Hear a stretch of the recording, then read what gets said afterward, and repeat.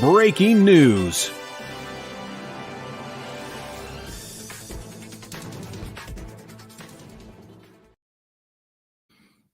Hey now, what's up everybody? This is a special breaking news edition of this isn't really the Mike and JD show. This isn't really overtime. There's no JD, it's just me. Typically when I go solo on that I am under the Brace for Impact banner, but this is not an Impact story or a TNA story. And this actually broke hours upon hours ago, and I wanted to do a breaking news audio first thing this morning. So I woke up at 5 a.m. and my phone was blowed up with text after text from different chats, and then I saw Twitter, and I was like, "Oh my gosh, so many things are happening all at once."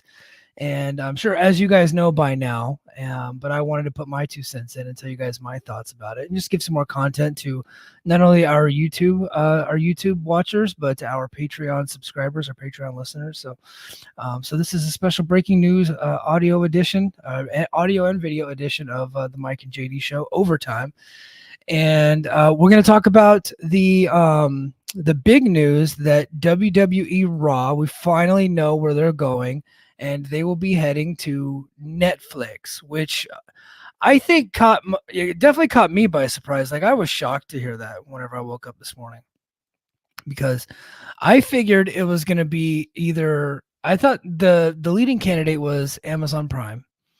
And I think everybody else thought that too. And then also that WBD was in play, and that ESPN / FX, Disney, whatever you want to call it, like that entity was also in play. But for the first time ever in the history of Raw, they're moving off of cable television, and they're going to go to one of the top streaming services that are out there in Netflix. And I'll pull up some data right now. This comes to us from Brandon Thurston's Twitter feed. So we're going to go check out Brandon, who does a really great job of breaking things down. But let me see if you guys could see that. Yes, you can. Okay. So it says that it's possible the Netflix deal represents about a 1.3 times step up. So it's being reported that they're getting a $500 million a year for 10 years. Well, in actuality, they're going to get $500 million a year for 5 years for their U.S. and Canada streaming rights, as well as their rights in select markets overseas. So they're going to cut out a lot of these different countries around the world with some of their smaller stations. They're just going to go be on Netflix as opposed to those stations. So what he's saying here is it's possible that a Netflix deal represents around a 1.3 times step up, and that's factoring in the money that they'll be losing from those markets around the world that they're going to be taking over. So when you factor in how much they're getting from USA, as well as all the different markets from around the world, it's about a 1.3 times step up. And so it says, and India is not part of the deal as of right now. If India was a part of the deal, it'd only be 1.2, but Nick Khan said India is not part of the deal on Bloomberg today. So it's absolutely the wrong analysis to look at the 500 million annual AAV deal and divide it by Raw's reported current deal of 265. Yeah. So it's not just the Raw's current deal with the US, it's also Raw on USA, Raw on Sportsnet in Canada, Raw on bumfuck, state television in Uzbekistan. It's like you got to factor in all those smaller market deals all around the world.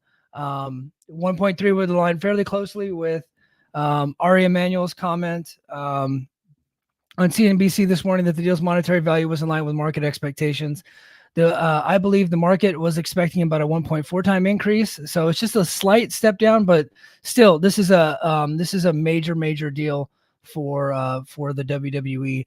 So it's being reported that it's a 10-year deal. In actuality, it's a 5-year deal, because much like WWE contracts, where they can opt out and give you a 90-day window, Netflix can opt out of the deal after 5 years, or they can extend it up 5 more years, and they can keep that escalator going all the way up to 20 years. So it's a 5 years, $500 million a year.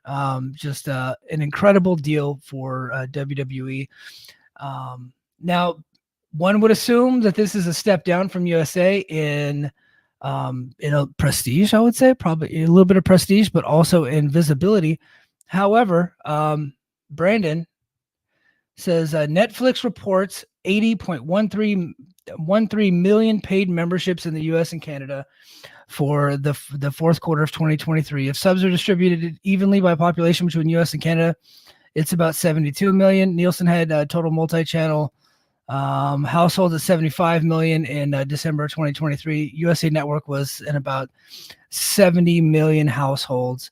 So it looks like more people as of right now have Netflix than have USA Network, which is incredible. I honestly did not know that. So we're all kind of learning this stuff together, which is kind of cool. So, just a massive deal for WWE. What that does is that also it takes them off the table for WBD.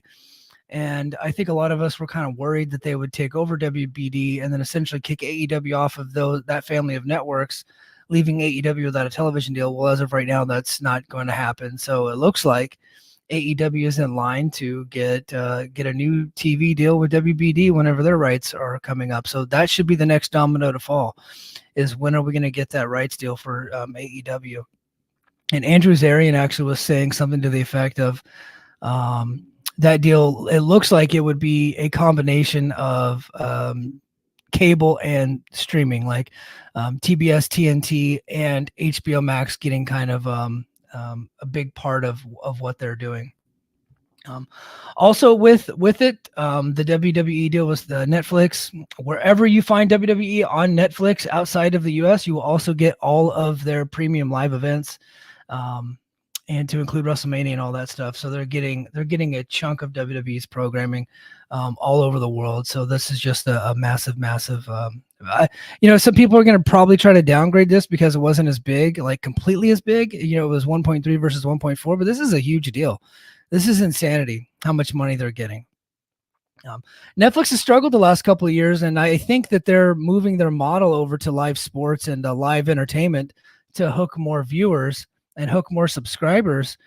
Unfortunately, at least unfortunately for me, I'm not a Netflix subscriber because they kept raising their prices so much. And as of right now, I'm not going to pay $22.99 just to watch Raw every week. I have cable and I don't even watch it right now. So it's not going to get me to buy Netflix, but a lot of people that have been watching Raw for a long time and are used to having that programming on Monday night every night for the last 30 years are probably going to go ahead and pay for it if they don't already have it. But then the existing subscribers are obviously going to be pretty happy about that. It's another telling sign that streaming is becoming more popular than cable, and then eventually cable is going to go away, and everybody's going to be streaming. Me personally, I have cable again, but I could go strictly to streaming in a heartbeat. I only have cable, just to get, like live ESPN. But once ESPN is like a standalone product on ESPN Plus, where you can get those networks, I will probably just stick with that. And then Fox Sports too. If Fox Sports does their own standalone streamer, I'll probably go to them. To where if I can just watch my NFL online, and my local news, which I can get with Peacock, I don't really need cable anymore. I can do without cable altogether. So, and it looks like that's where we're headed. The television landscape is changing rapidly, and WWE is jumping feet first into the streaming market by moving their premium, their top of the line, like number one product off of cable television onto a streaming platform, and that is just huge, incredible news. And good for WWE for being able to make that deal. This is just a giant win for them, and a giant win for one Nick Khan, who I believe is probably going to go into the Wrestling Observer Hall of Fame one day. And I'm sure that that's what he cares about. I'm sure that that's what he wants.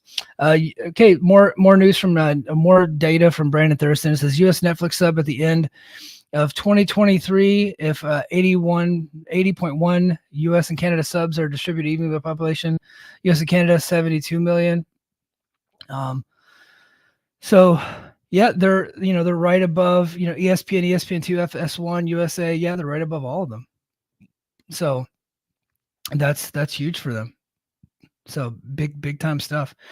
And then the other big news that came out today, and I'll stop sharing this.